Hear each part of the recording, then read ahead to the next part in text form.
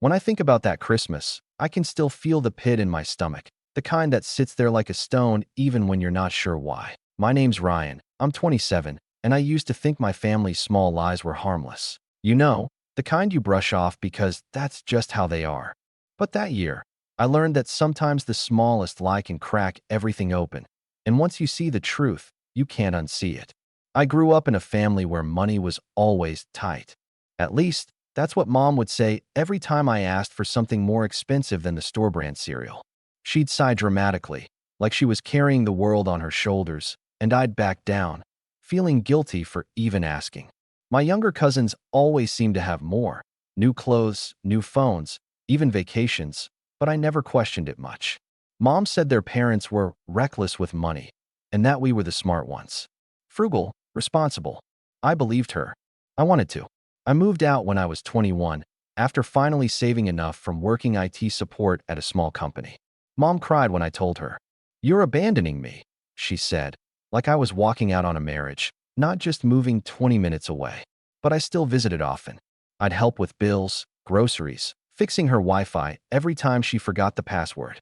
She'd always say, "You're my rock, Ree," and that simple sentence would erase all my frustration.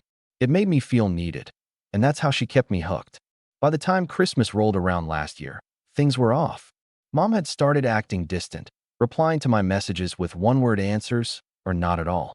When I called, she'd pick up sounding annoyed, like I'd interrupted something important. It was weird because I'd always been her go-to person. So when December hit, I decided I'd surprise her with something nice. I even booked a few days off work to spend Christmas at her house. Then, a week before the holidays, she called me out of the blue. Her voice had that overly casual tone she used when she was about to drop bad news. "Hey, sweetie. So, about Christmas this year," she began. "What about it?" I asked, half expecting her to say she wanted me to bring dessert again. "Well," she sighed, "money's tight right now. Between the bills and the car repairs and, just everything. I think we're going to have to cancel Christmas this year." "Cancel Christmas?" I repeated, laughing awkwardly. She chuckled too, but it wasn't a happy laugh. "Yeah, I mean, it's silly to waste money on gifts and all that when we can barely keep up with the electric bill. It's just one day, right?" I hesitated. "Mom, I can help with the bills if you need." "No, no," she cut in quickly. "You've done enough. I don't want you worrying about me, okay? Just, maybe we can do something small in January when things calm down." I didn't like it, but I respected it. If she said money was tight, then maybe it was. And honestly, I kind of admired her for being practical about it. So I didn't press. Christmas morning came, and I'll admit, it felt weird. I made myself coffee, microwaved some leftovers, and tried to pretend it didn't sting. Social media didn't help, of course. Everyone was posting family photos, trees, gifts, matching pajamas. I tried to stay off my phone, but boredom won. I ended up scrolling anyway. That's when I saw it. My cousin Emily had posted a story, a shaky video of a long dinner table, filled with people laughing, clinking glasses, and unwrapping gifts. My mom was in the middle of it, smiling wider than I'd seen in months.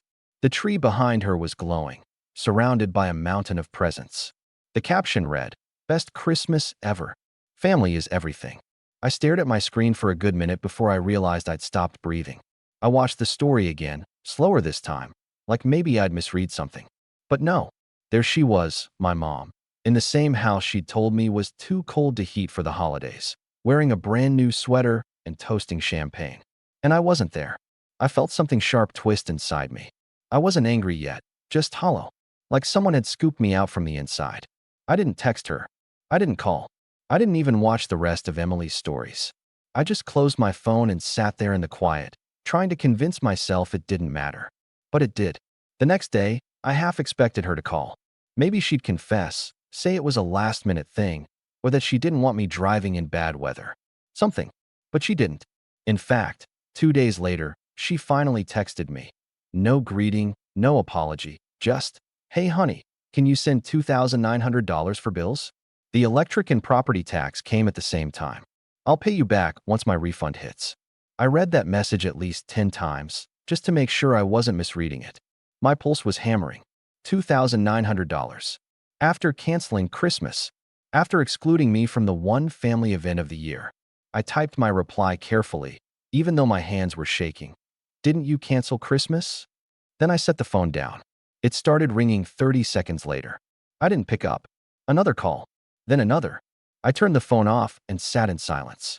That was the moment I realized something I'd avoided my whole life. My mom wasn't struggling. She was manipulating. And for the first time, I didn't play along. I thought ignoring her would make her back off, but it didn't. Over the next few days, things got worse. Calls from relatives, guilt trips, rumors. They all said the same thing. I was ungrateful, selfish, heartless. It was like she'd flipped a switch and turned everyone against me. But here's the thing about being the family scapegoat. When you've been painted as the villain long enough, you start to wonder what would happen if you actually became one. I didn't know it yet, but that was the start of something much bigger. Something that would tear through every lie she'd ever told. Because the more I started to dig into where that tight money was really going, the more I realized Christmas wasn't the only thing she'd been hiding. And what I found next changed everything. When the calls finally stopped, my apartment felt eerily quiet. You'd think silence would bring peace, but it didn't. It just left room for the thoughts to echo louder. Every few minutes, I'd glance at my phone like it might suddenly light up with a new explanation, a confession, something to make sense of it all. But it didn't. Instead, I got a single text from my cousin Emily later that evening. "Hey, sorry you couldn't make it. Everyone was asking about you. Everyone was asking about me." That line burned. They knew. They all knew. And no one said a word. I typed out half a dozen replies. Did Mom tell you I wasn't invited? Did she mention she canceled Christmas? Why didn't anyone call me? But I deleted them all. There was no point. They'd just side with her. They always did. I didn't realize how deep her web went until the following week. I got a call from Aunt Karen. One of those calls that starts with exaggerated concern. "Honey, what's going on with you and your mom?" she asked, voice dripping with performative sympathy.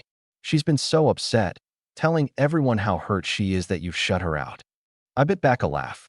She's upset? She lied to me about canceling Christmas and then threw a party without me. There was a long pause on the other end. Then she sighed. "Ryan, you know how your mom is. She didn't mean to hurt you. You've always been sensitive." That word, sensitive, hit me like a slap. It was the same word Mom used whenever I dared to call her out on something.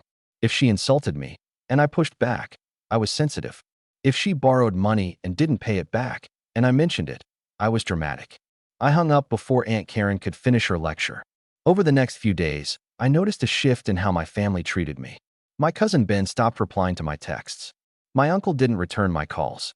Even my grandmother, who used to send me long voice notes about her garden, suddenly became too busy. It was like Mom had flicked a switch, and suddenly I was the family outcast. Then, on New Year's Eve, it happened. I hadn't planned to go out. I was exhausted, emotionally, mentally, all of it. I stayed in, made myself pasta, and decided to finally clear out my email inbox. That's when I saw it, a notification from PayPal. "Thank you for your payment of $1,250 to Emily's Events and Design." I froze. My PayPal? I didn't remember sending any money. I clicked into it, my stomach twisting tighter with each second. It was from my mom's email address, the one she'd used when I helped her set up her account 2 years ago.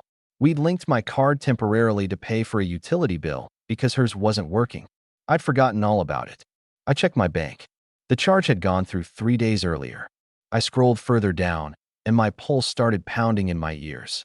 There were 3 more transactions, all from the same week.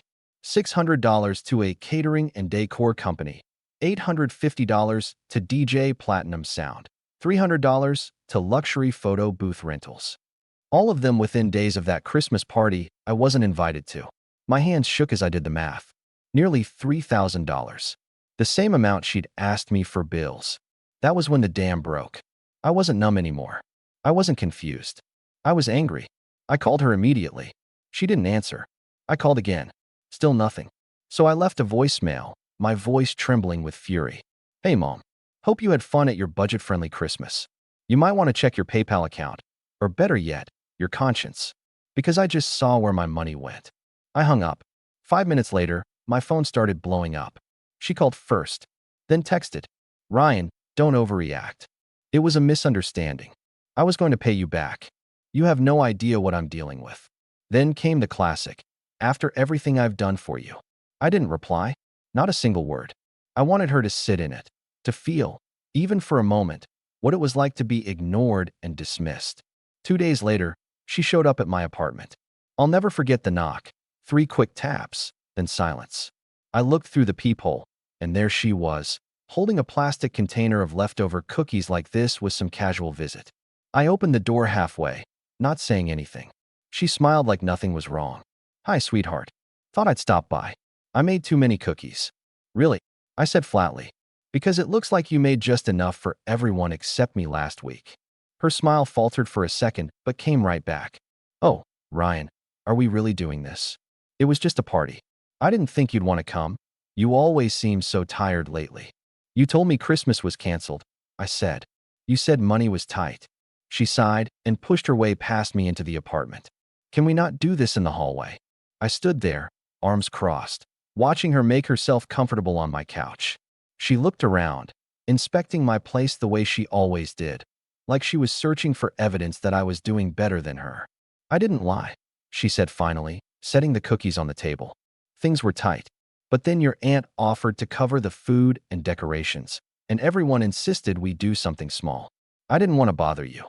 "Then why did you use my card?" Her face tightened. "I didn't realize it was still linked." "Honest mistake." "For times?" I asked. "You didn't realize it for separate times?" "Ryan, lower your voice," she snapped, glancing toward the window like my neighbors might be listening. "You're making this into something it's not." Something inside me cracked. I'd spent my whole life letting her rewrite reality like this, bending the truth until I doubted my own memory. But this time, I wasn't backing down. "Mom," I said slowly, "you stole from me. And you lied about it. Just admit it." Her eyes hardened. "After everything I've done for you, this is how you talk to me?" she hissed. "Who paid for your school lunches? Who helped you with your first car? Who stayed up all night when you had that fever at 9 years old?" I stared at her. "None of that gives you the right to steal from me." The air between us felt electric, tight and heavy. Then she stood up abruptly, brushing invisible crumbs off her hands. "You know what, Ryan? I don't need this attitude. I came here to make peace. But clearly, you'd rather hold grudges than family." She grabbed her bag and headed for the door. Before she left, she turned back and said, almost casually, "You'll regret treating me like this one day. Family is all you have." Then she was gone. I didn't move for a long time. Her words echoed in my head, twisting and tangling until I couldn't tell if I was angry or heartbroken. Maybe both. Over the next few weeks, the fallout spread like wildfire. My aunt texted me paragraphs about forgiveness. My cousin Ben messaged, "You really shouldn't air family business like that." Even Grandma left me a voicemail that broke my heart. "Ryan, your mother loves you. Please call her." Families fight, but they always come back together. But what none of them knew was that it wasn't just about the money. It was about the years of manipulation, the guilt, the way she'd made me believe I owed her my life. And I couldn't unsee it now. Still, I stayed quiet. I didn't block her. I didn't post anything. I just waited. I wanted to see how far she'd go to twist the story this time. It didn't take long. A month later, I got a call from my boss. "Hey, Ryan," he said cautiously. "Sorry to ask, but everything okay at home?" My stomach dropped. "Yeah, why?" He hesitated. "We got an anonymous email this morning. Something about you stealing from your mother and abandoning family responsibilities. I'm guessing it's nonsense, but HR has to follow protocol." I could barely speak. "Did it come from a Gmail address?" He paused, then said, "Yeah, something like Family Truths 2023. I didn't need to ask who sent it. That was the breaking point. I'd spent months trying to be calm, rational, forgiving. But when she tried to drag my name through the mud, at my workplace, no less, something in me changed. I wasn't going to play defense anymore. That night, I sat at my computer until 2 a.m., pulling together everything I had: screenshots, transactions, messages, voicemails, even recordings of her guilt tripping me for money. I didn't know exactly what I was going to do with it yet, but I knew one thing for sure. She wasn't going to control the story anymore. And then, something happened that I didn't expect.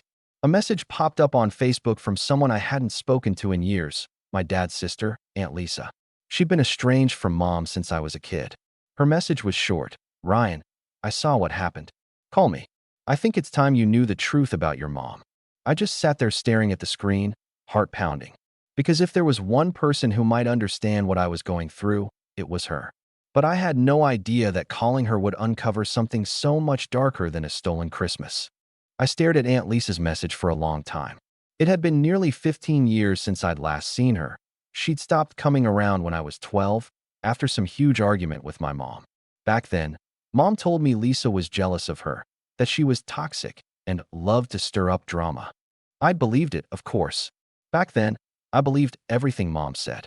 But now, after everything that had happened, that single sentence, "I think it's time you knew the truth about your mom," felt like a thread I needed to pull. I called her the next morning. Her voice was softer than I remembered, but cautious, like she was afraid of saying too much too soon. "Ryan," she said after a pause, "I didn't think you'd call." "I almost didn't," I admitted. "But things have been bad. Mom's been lying, stealing, and now she's trying to ruin my name at work." Lisa sighed, long and heavy. "That sounds about right. She's been doing that kind of thing for years." "What do you mean?" There was a silence. One of those silences where you can hear someone deciding how much of the truth to share. Then she said, "Ryan, your mom has always been like this. She manipulates people until she gets what she wants. Then, when she can't anymore, she turns them into the enemy. She did it to me, to your dad, to everyone who ever tried to hold her accountable." I felt my throat tighten. "Dad," Lisa hesitated again. "You were young when they divorced.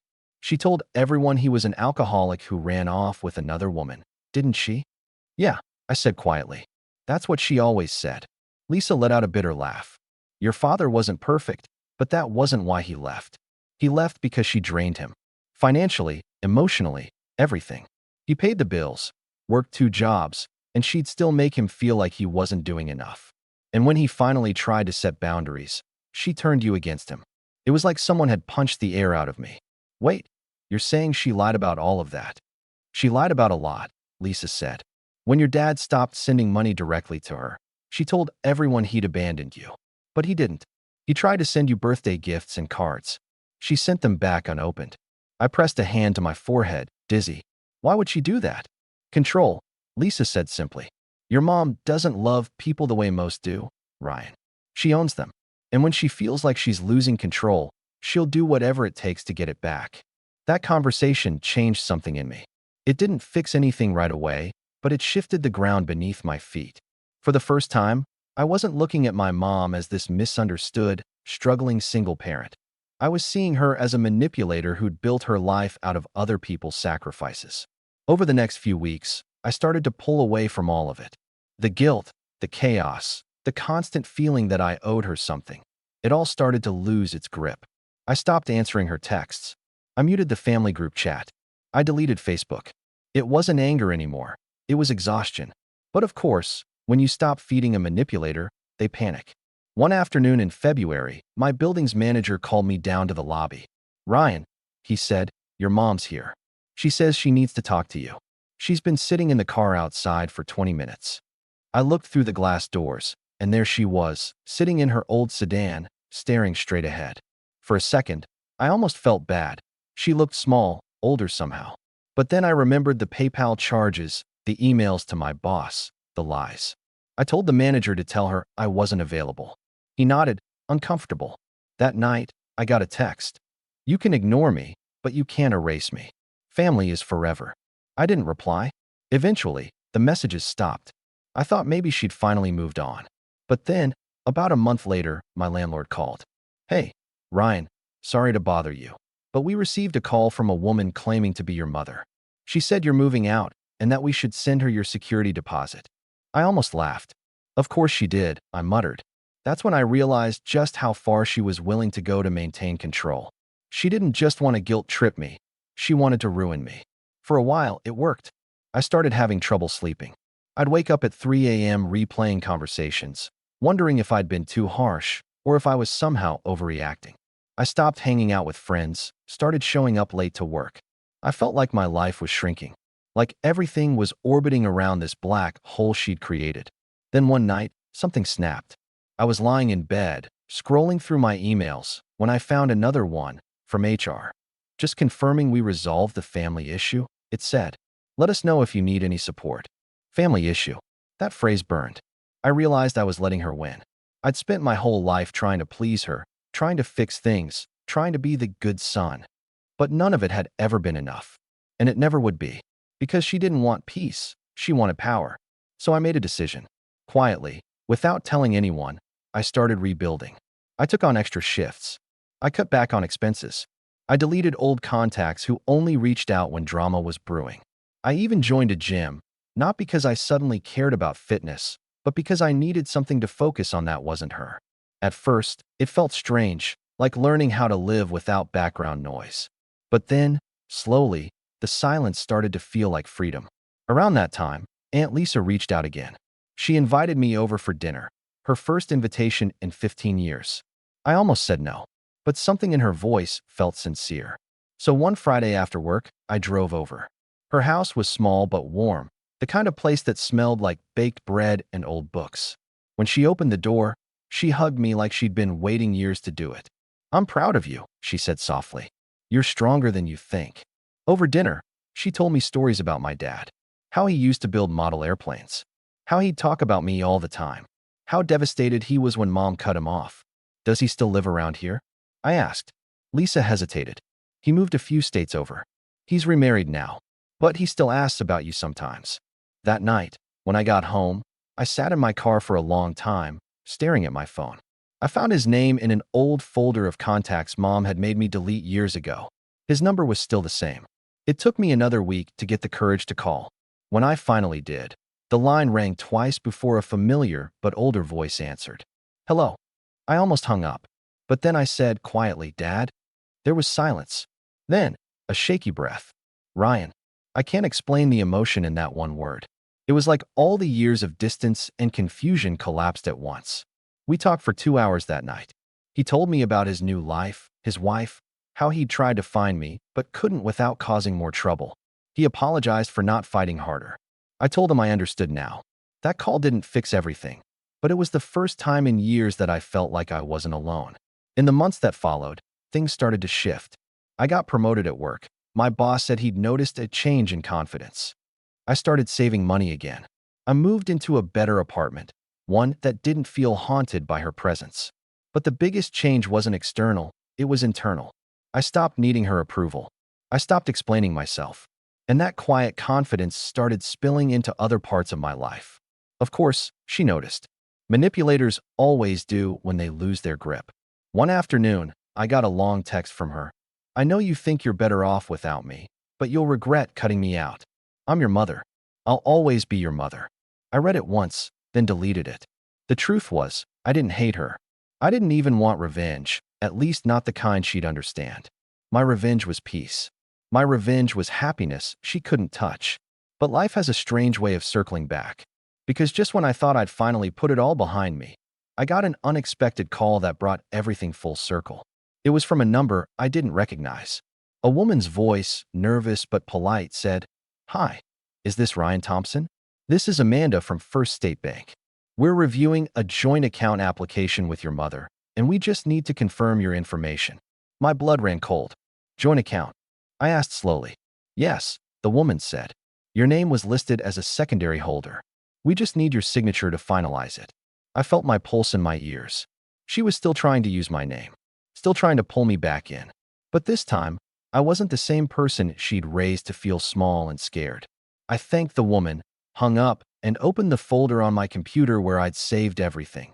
The PayPal receipts, the messages, the voicemails, the fake HR emails. It had been months since I'd looked at them. But now, as I scrolled through, I realized I finally knew what to do. Because if she wanted to keep rewriting the story, then maybe it was time I wrote one of my own, one with the truth, not her lies. And I wasn't going to do it quietly this time. That night, I didn't sleep. I just sat there in the dim glow of my laptop, scrolling through every screenshot, every bank statement, every message from my mother that had once made me feel guilty or crazy. Except now, for the first time, it all looked different. It wasn't random anymore. It was a pattern, one that stretched back years, maybe my entire life. And I finally had proof of it. For a while, I just stared at the folder I'd titled For My Sanity. That's what it had been, originally, a collection of evidence I kept just to remind myself I wasn't imagining things. But now, looking at it, I realized it could be something much more powerful. It could be a weapon. I poured myself a coffee, opened a new document, and started typing. Dates, amounts, screenshots. I organized everything into a timeline. The Christmas charges, the fake email to my job, the time she used my name to apply for a credit card 2 years ago, one I'd let slide because she'd cried on the phone, swearing she'd cancel it. I cross-referenced everything with my bank statements, PayPal logs, and texts. By the time the sun came up, I had a 20-page document of evidence. But I wasn't rushing into anything this time. That was the old me, reactive, emotional, desperate for her to understand. The new me had learned that real revenge isn't loud. It's patient, precise. I decided to call Aunt Lisa again. She answered on the second ring, her voice warm but tired. "Ryan, everything okay?" "I think so," I said slowly. "But I need your help." I explained everything: the attempted joint account, the fake email, the financial manipulation. She listened without interrupting, and when I finished, there was a long silence. "Ryan," she said finally, "I'm going to tell you something you probably don't want to hear. You can't fix her. You can't win by reasoning with her. The only way to stop her is to make sure she can't touch you again." "I know," I said. "That's why I'm done playing defense." Lisa sighed softly. "Then we do this right. No screaming matches, no dramatic confrontations. We protect you first, then we expose her." Over the next few weeks, Lisa helped me understand just how deep my mom's behavior went. She'd done this to others: old friends, ex-boyfriends, even distant cousins. Always the same story: manipulation, guilt, financial accidents. But no one ever fought back. They'd just fade away, too tired or embarrassed to confront her. Not this time. I started small. I contacted the bank that had called about the joint account and explained that I never gave permission for my name to be used. They froze the application and flagged it for potential fraud. Then, at Lisa's suggestion, I set up identity protection and credit monitoring, something I should have done years ago. Within a week, 2 more attempts popped up: a department store card and a car loan application under my name, both using my mother's email address. That's when I realized she wasn't just trying to control me. She was trying to own me financially. So I gathered more. I requested copies of my credit report from all 3 bureaus. I highlighted every suspicious inquiry and matched each one to a period where my mom had asked for help. Every time I'd lent her money, some mysterious charge appeared shortly after. A pattern so clear it almost looked intentional. Meanwhile, I kept playing the quiet son. When she texted, I'd reply with short, polite answers. Never confrontational, never emotional. I wanted her comfortable, predictable. Then one afternoon, I got exactly what I'd been waiting for. A message from her. "Hey, sweetheart, can you help me with something? I'm trying to rent a new place, but my credit isn't great. They said if I had a co-signer, it would go faster. You wouldn't mind helping your mom, would you?" I stared at that message for a long time. In the past, I would have felt that wave of guilt wash over me. The one that whispered, "She's your mom, just help her." But now, it only made me smile. Because this was exactly the opening I needed. I replied, "Of course, Mom. Send me the info." She texted back a few minutes later with a photo of the rental application. It wasn't a real rental form. It was a credit application disguised as one, the same trick she'd used before. But this time, instead of ignoring it, I sent the image straight to Lisa. "Got her," I wrote. Lisa called me that night. "Ryan, if she's falsifying documents and using your identity, that's not just family drama anymore. That's criminal." "I know," I said quietly. "And I'm not going to let her talk her way out of it this time." We decided to involve someone who actually knew what they were doing. Lisa's friend, Mark, was a retired lawyer who'd once specialized in fraud cases. She set up a meeting for us at his office, a cozy little place above a coffee shop downtown.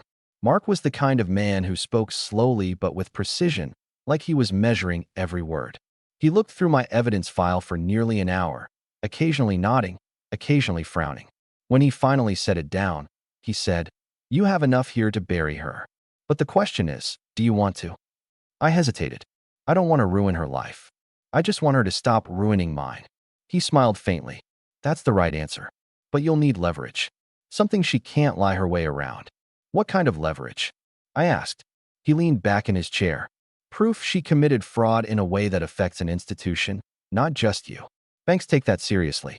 If she's been using your name or social security number for loans, you can file a report. That alone will scare her straight. But if she keeps going, we escalate. I nodded slowly. So, step 1, set the trap. Mark smiled knowingly. Exactly. Over the next 2 weeks, I laid the groundwork. I opened a new bank account solely for tracking her behavior.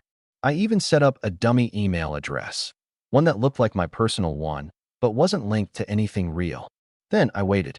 Sure enough, she reached out again a few days later. Hey, honey, did you get a chance to look at the rental papers? The landlord said he just needs your info. I replied from the dummy email, pretending I'd filled everything out and asking her to send it back to verify. She did. Only this time, she'd altered it again, signing my name digitally on a form that included a fake income statement and credit reference. That was all I needed. I forwarded the document to Mark. She just forged my signature. He wrote back, "Good. Now don't do anything yet. Let's make sure she uses it." So I waited. A week later, I got an alert from my credit monitoring service. A new rental inquiry had been filed under my name. I sent the report to Mark, and he took care of the rest, filing a fraud notice and sending a formal cease and desist letter to the property management company, warning them of potential identity theft. Within days, the rental application was flagged. My mother's phone must have lit up like a Christmas tree because I started getting frantic texts almost immediately. "Ryan, what did you do? They're saying I committed fraud. Why would you go behind my back like this? I was just trying to get a place for us to live. You ruined everything." Every message was a performance, switching from guilt to rage to self-pity. But I didn't reply. Not yet. Because for the first time in my life, I had the upper hand, and I wasn't going to waste it. Instead, I quietly reached out to a few of the family members who'd stopped talking to me months ago. My cousin Ben, my grandmother, even Aunt Karen. I didn't argue or try to defend myself. I just sent them the proof, screenshots, transactions, and copies of the fraudulent documents. No explanations. No commentary. Just the truth. It took less than a day for the phone calls to start. Ben called first. "Ryan, man, I'm so sorry. I didn't know." Then Aunt Karen.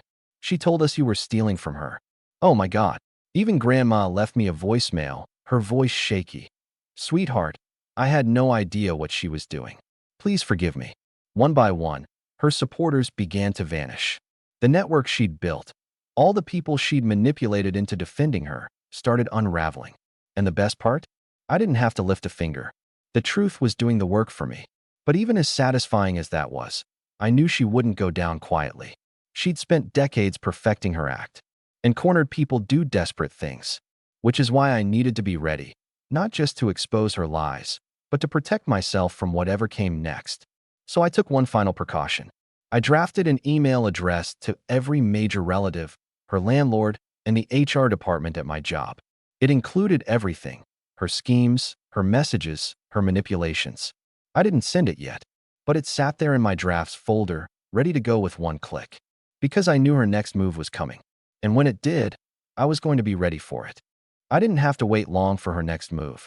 It came exactly 9 days after the rental fraud incident, a Tuesday afternoon, around 3 o'clock. I was at work when I got an email from HR again. The subject line made my stomach drop: "Formal complaint regarding employee conduct." I clicked it open, heart pounding, but the moment I saw the attached document, I knew. It was another one of her creations. The same tone, the same long-winded sentences that tried too hard to sound professional.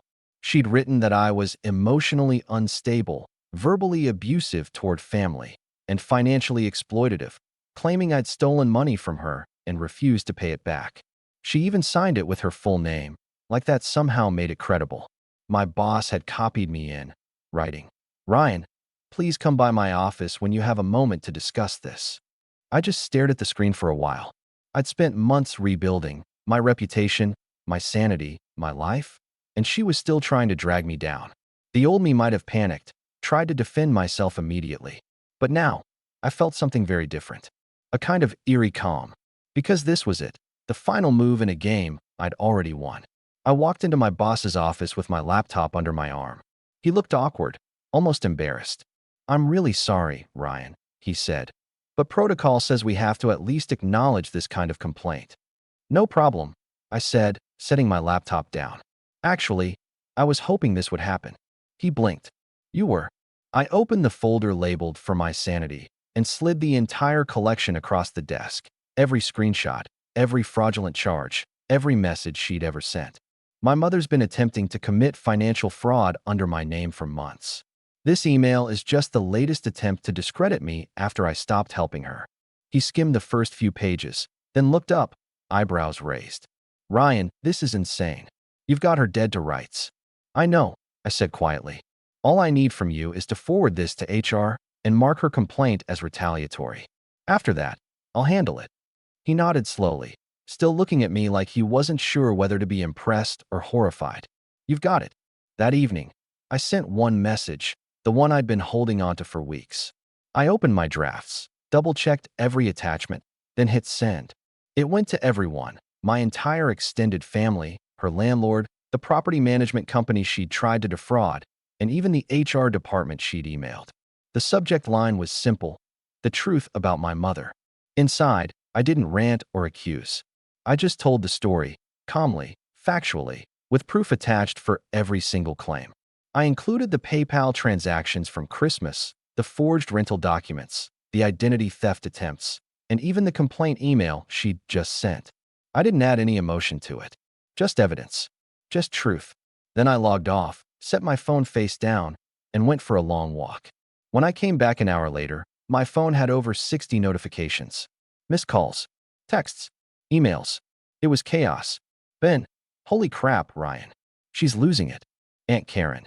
She's calling everyone, screaming that you hacked her accounts. No one believes her anymore. Grandma. Sweetheart, I'm so sorry for everything I said. I should have known. Even Lisa texted, well done. Clean, effective, irreversible. I didn't reply to any of them. I just sat there in silence, feeling the strangest mix of sadness and relief. It didn't feel like victory, not in the way revenge fantasies make it look. It was quieter, heavier, but it was freedom. The next morning, I woke up to a voicemail from an unknown number. It was her. Her voice was trembling, but it wasn't apologetic. It was angry. You ruined me, Ryan, she said, voice cracking. You humiliated me in front of everyone. You're supposed to protect family, not destroy it. Do you have any idea what you've done? I didn't delete it. I saved it. One last reminder of who she really was. Later that day, Aunt Karen called. She said my mom had been dropped by her landlord. Apparently, the fraud warning from the bank had reached him, and he'd reported it to the authorities. There was talk of an investigation. Nobody in the family was speaking to her anymore. Even Emily, her favorite niece, had blocked her after realizing she'd been using her business name to funnel money. In less than 48 hours, her entire empire of manipulation collapsed. A week later, I got a letter from the bank confirming that her joint account attempts had been flagged and that she was now under review for identity misuse. I didn't celebrate. I just felt done. For the first time in my life, I didn't feel like her shadow was over me. I didn't hear from her again for months. Not a text, not a call. Then one day, a letter arrived at my new apartment. I recognized her handwriting instantly. Neat, slanted, every Y looped perfectly. I almost threw it away unopened, but curiosity won. Inside, it wasn't an apology. Not even close. It was 5 pages of justification. She blamed stress, money, her difficult childhood, everyone but herself. But at the very end, there was one line that stuck with me. You think you've won, but you'll realize one day that family doesn't disappear just because you want it to. I folded the letter carefully, put it back in the envelope, and locked it in the drawer of my desk. Not as a keepsake, as evidence, in case she ever tried anything again. But she never did.